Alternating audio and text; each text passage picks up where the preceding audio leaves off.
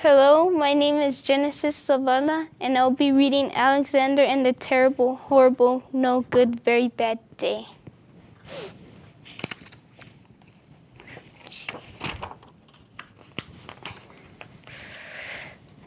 I went to sleep with gum in my mouth, and now there's gum in my hair.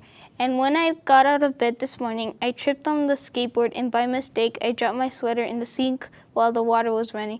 And I could tell it was going to be a terrible, horrible, no good, very bad day.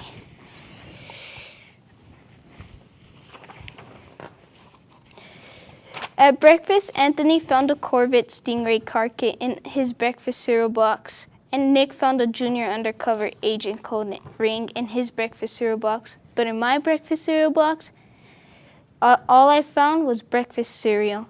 I think I'll move to Australia.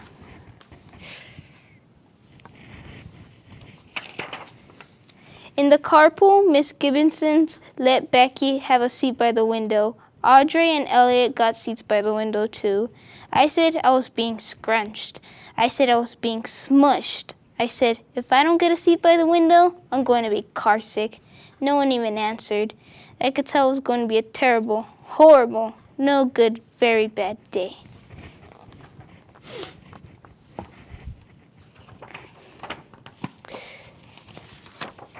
At school, Miss Dickens liked Paul's picture of the sailboat better than my picture of the invisible castle. At singing time, she said I sang too loud. At counting time, she said I left out 16. Who needs 16? I could tell it was going to be a terrible, horrible, no good, very bad day. I could tell because Paul said I wasn't his best friend anymore. He said that Philip Parker was his best friend, and Albert Moyo was his next best friend, and that I was only his third best friend. I hope you sit on a tack, I said to Paul. I hope the next time you get a double-decker strawberry ice cream cone, the ice cream part falls off and the cone part lands in Australia.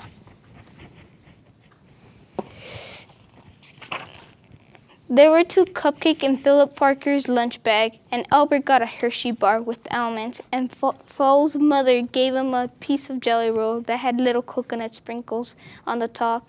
Guess whose mother forgot to put in dessert? It was a terrible, horrible, no good, very bad day.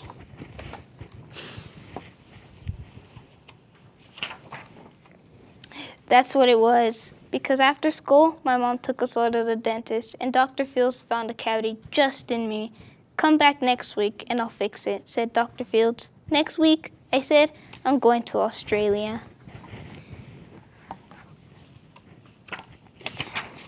On the way downstairs, the elevator door closed on my foot, and while we were waiting for my mom to go get to the car, Anthony made me fall where it was muddy, and then when I started crying because of the mud, Nick said I was just a crybaby. And while I was punching Nick for saying crybaby, my mom came back with the car and scolded me for being muddy and fighting.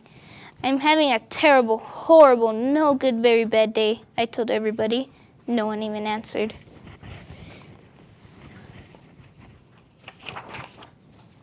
So then we went to the shoe store to buy some sneakers. Anthony chose white ones with blue stripes. Nick chose red ones with white stripes. I chose blue ones with red stripes. But the shoe store man said, we're all sold out. They made me buy plain old white ones, but they can't make me wear them.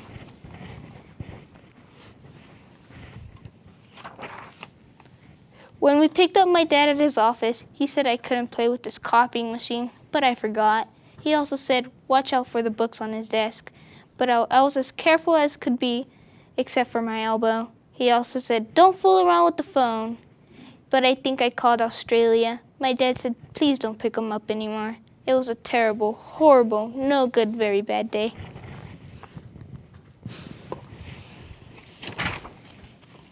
There were lima beans for dinner, and I hate limas. There was kissing on the TV, and I hate kissing.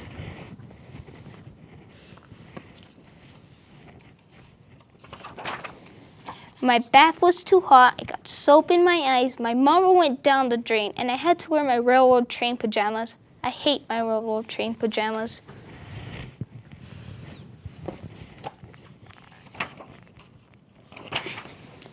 When I went to bed, Nick took back the pedal that he said I could keep, and the Mickey Mouse nightlight burned out, and I bit my tongue.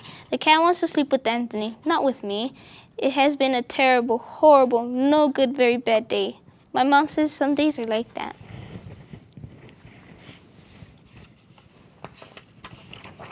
Even in Australia. That was the end of the book, and I hope you guys could read more and have a good day.